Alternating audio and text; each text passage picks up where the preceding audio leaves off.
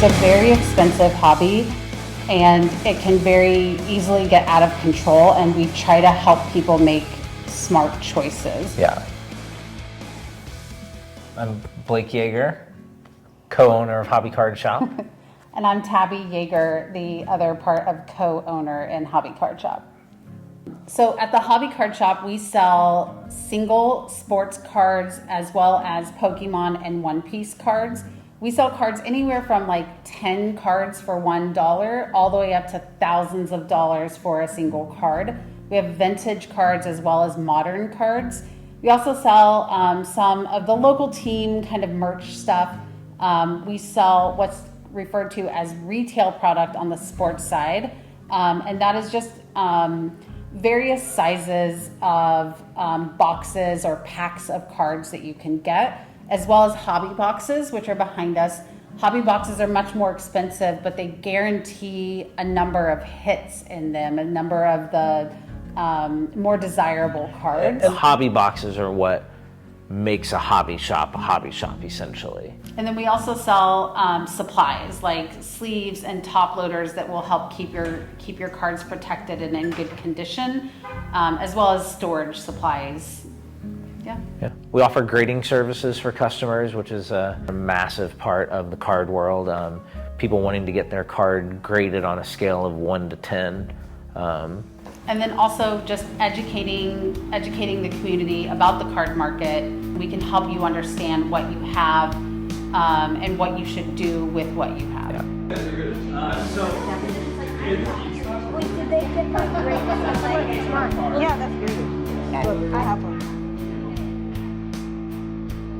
I had a friend introduce me to this was like probably 15 years ago at this point. Yeah. 10 years, at least 10 years ago at this point, introduced me to Breaking, which was live streaming online.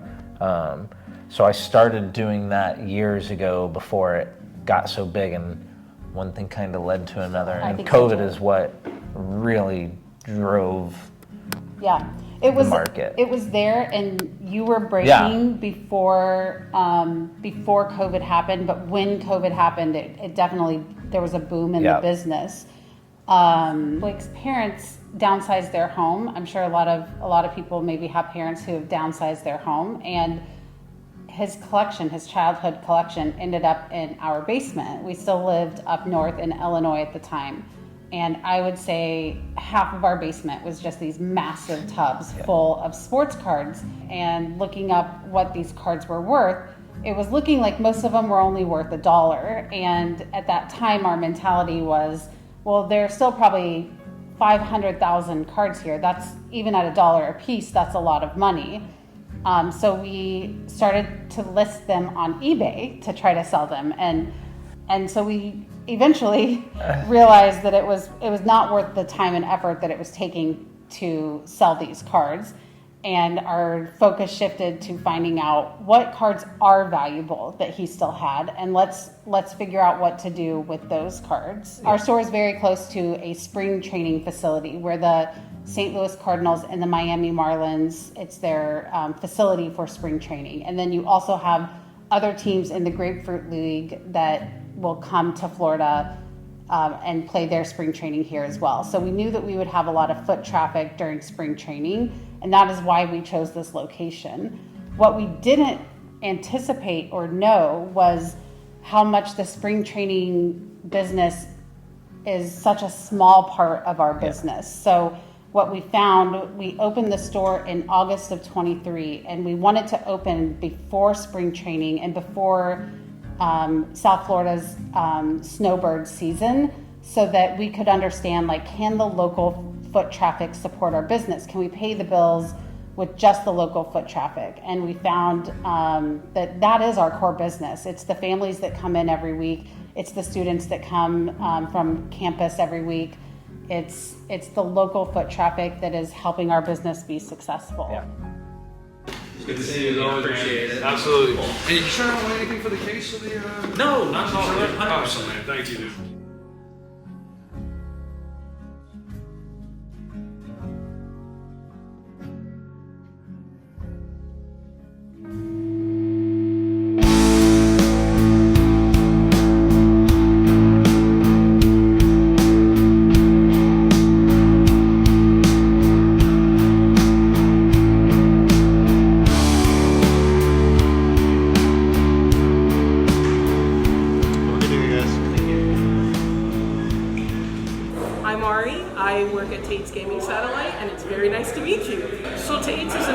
store. It's been here for years. Before I became a worker here, I used to come a lot, especially to the comic book side. I've been coming here for like 12 plus years since I was very young. It's an amazing place. We have tons of different cards. We have tons of different comics, a bunch of different little like niche hobbies and stuff like that. It's always been very welcoming. It's a nice place to visit if you haven't. I also play a little bit, right? So in playing and in card collecting, you do find that community because you find a lot of people who just enjoy card games, right? You find a lot of people who just like the hobby and they want to talk about it and stuff like that, and they just want to share that experience. And sometimes you end up finding people that like you, just like right now, before we had started this interview, one of our customers here, his name is Ace, just learned that like I've played Magic for years, and that's going to be like a talking point we have. It's just little things like that, little interactions that you don't think much of that start a whole conversation. You start finding people and you start finding friends in unlikely places, that sort of thing. I'm Ace Monet. I'm a frequent visitor of this card shop, Tate's Gaming Satellite. It's pretty amazing. I like the crowd. It's funny, it's fun. You get to have fun. You know, you get to enjoy yourself. I love card games. There's different card games. There's different things that you can do and learn and different things like that. It's pretty amazing. I started collecting anime cards and like different collectors cards, like Pokemon and different things like that when I was like 12, 13. That turns up now. That turns up a couple hours. So as I grew older, I learned that okay, you know, you sit down with people, and some people take the game really serious, and some people don't. Like me, I look at it, the game is fun to me. Like all the games, all of them. And I learned that it's serious to other people.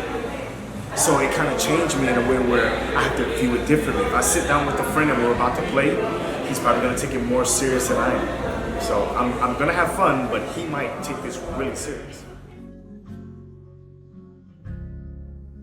The card world has changed drastically from what it used to be in the 80s and 90s.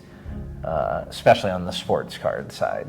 Unfortunately, anybody that can get their hands on product at a Target, a Walmart, a Costco, at the real retail prices, they can go on a TikTok and sell it for 3 times the price to people that don't have access to it, and there's nothing anybody can do about it. At the end of the day, it really affects shops like us because we can't get enough inventory to support our customers walking through the door. We'll have, on Pokemon releases, we'll have 50 people standing outside the door waiting, and we'll have 20 boxes if we're lucky, because they're not, the industry is so hot right now that there's just not enough product to support the demand. Those people that come to scalpers, that come out of nowhere, and they have jobs, they do different things, and then they find out that thing that they can do, and they'll start scalping, start collecting, start selling that stuff out.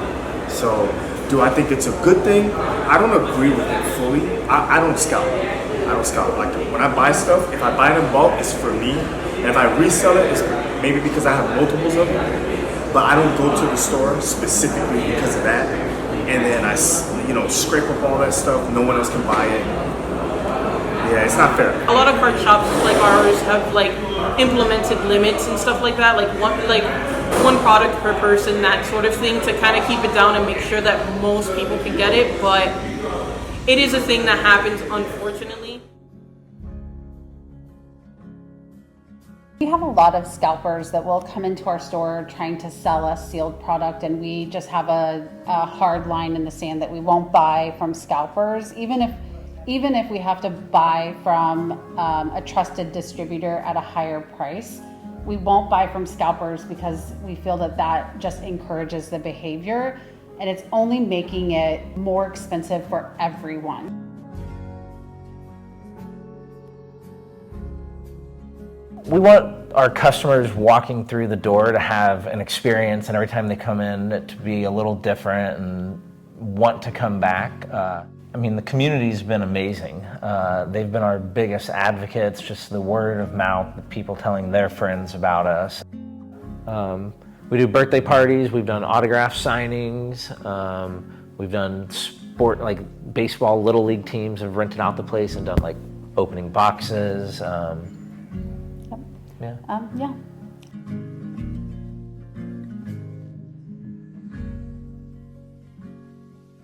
So for me, it's actually led to a lot of like personal growth. I tend to have a lot of anxiety and I'm a little bit on the shyer side. I know in this interview it may not seem like it, but I am a nervous wreck. And so when playing cards, it gave me an easy avenue to talk to someone about anything, you know? It's kind of like an easy, like, worm your way in and be like, oh my God, you like Magic? I like Magic too. And then that can slowly transition into like, well, I watch, you know, anime. Do you watch this anime? Did you watch this show on Apple TV? Did you see this? And so it kind of helps open that door, and it kind of helped me grow and become more outgoing. And it's helped me break out of my shell, even if it's just a little bit. When you play a calculated card game and you put a deck together to, you know, you want to win. You're spending money. You're going into the tournament. When you win the tournament, you win money, or you win product, and you can sell the product. It's an investment. But when you strategically put together a deck and go against someone that strategically put together their deck, like using their mental power, probably took a week, a month, a year to build something to their liking. It's a beautiful thing.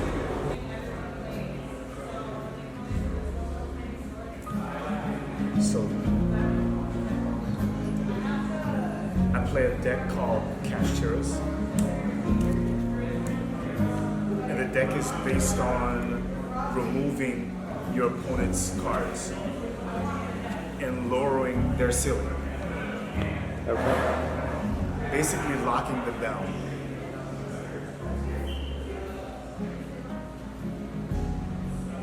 And it makes the game fun for me, but not for others. Not for others. It's fun. I don't win all the time, but I would definitely say I win most of the time, and it's pretty fun. Love it. The first weekend that we opened, there is a family that came in, and they still come in today, and they had 2 little boys with them. And these little boys came up to the register with their $3 cards to check out, and they just kind of slide it up there, and they're like, excuse me, like, would you do $2 for this card? And it was just like these big puppy dog eyes, and like, of course I will. Like, I how do you say no to that? Like, it was so cute. Yeah.